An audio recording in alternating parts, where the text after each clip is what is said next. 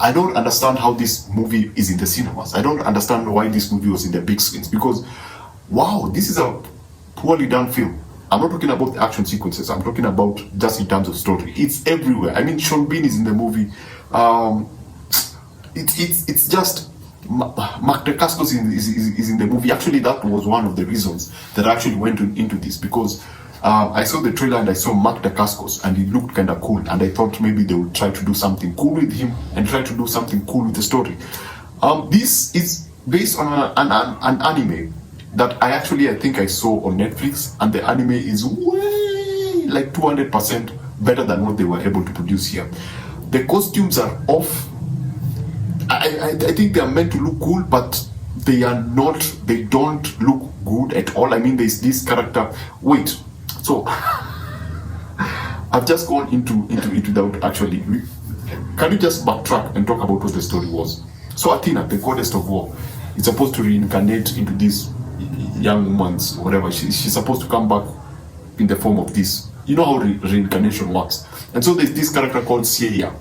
Seiya is supposed to be her protector. You know, supposed to be her guardian. And Seiya had a sister, and something happened with the sister. And so you have Sean Bean is the father of the young girl, and the woman from X-Men, I can't remember her name, she was the Phoenix in X-Men. It's supposed to be her mom.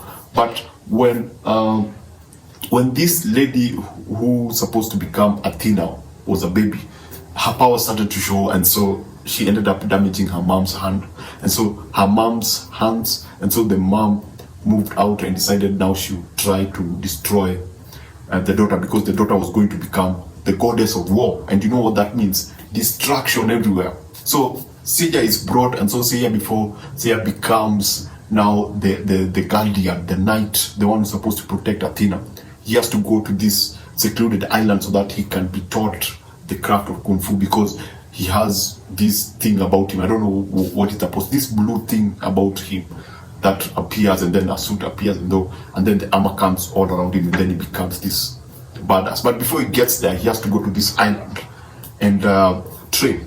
So he goes there and he meets this master who is a lady with a mask on, and I'm like, okay, this is okay. But all the action sequences in this movie feel like they were done by Corridor Crew. If you watch any Corridor Crew video on YouTube, then the action set pieces fall in line with what they usually do. It's hyper, it's shot on different angles, it's shot, widely from, below or above. The lens is like fisheye lens, everything is distorted, so the movements are exaggerated. It's pretty awesome. If they were longer, you know what they do? You have an action set piece popping, and then it's edited quickly. You have those dynamic, looking poses and movements, and then it's gone. It comes in quick and just leaves. You don't have any pivotal action set piece that leaves you satisfied. That leaves you going like, wow, okay, I had a good time.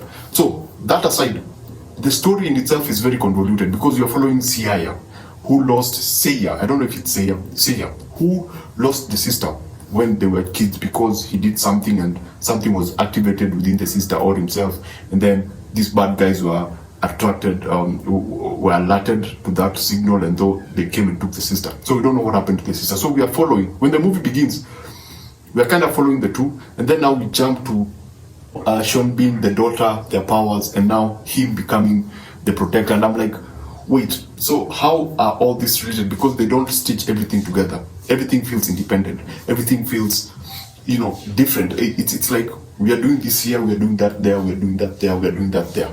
They don't bother to actually conjoin them to have, one perfect story. Sean Bean is always very interesting. I think they put in a lot of, apart from Sean Bean and the other character, every other character in the movie is generic. They feel like TV characters. Very poor acting, like on your face acting. As I said, think Corridor Crew, think YouTube, a movie on YouTube. Think that way. The costumes are pretty awesome. I love the Power Ranger look, but they are all black, but they looked like something from Power Ranger. But they moved really cool, and the fight scenes were pretty cool, but they were short. That's the problem. They were like super short. The character who's supposed to turn into Athena for me was again another really big disappointment, because I didn't really get to, she's this She's supposed to be this complex character who we empathize with and feel and try to follow, but she's not likable. Her lines are pretty shallow. The lines lack depth. You don't actually, there's a way a character can be written and developed that you want to either hate that character so much because of who they are or love them so much because of who they are. In this case, you can't do any of the two because it doesn't have that. The character has not been developed. It's just a person who is reading lines, and so I had a difficult time actually following that character. The concept in terms of visuals was pretty interesting. Dacascos is reduced to a pilot. That for me was another disappointing part. Yes, you get 2 action set pieces with him, but they're also very quickly shot and edited. And I was like, come on, I needed to see more of him. Because that's why I came in. Anyway, it's reduced to a pilot. And I love the world. Because it's supposed to be this futuristic, modern, but still old school, traditional blend. It's a blend of many things. It's a blend of anime. It's a blend of, there's a concept of tech. There's a concept of Greek mythology. There's a concept of, again, you have castles. You have like this good looking castle. So you have these crafts. I really love that's what I'm saying. The concept was pretty interesting. I love how the crafts look like, the futuristic take on that.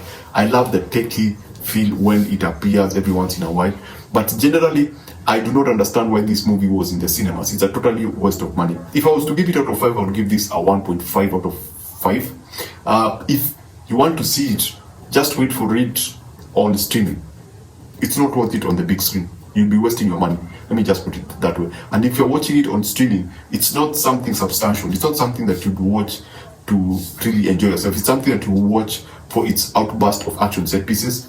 The concept in terms of shots of the crafts, maybe flying. And basically that's it. Because the story is, it's everywhere. It's convoluted.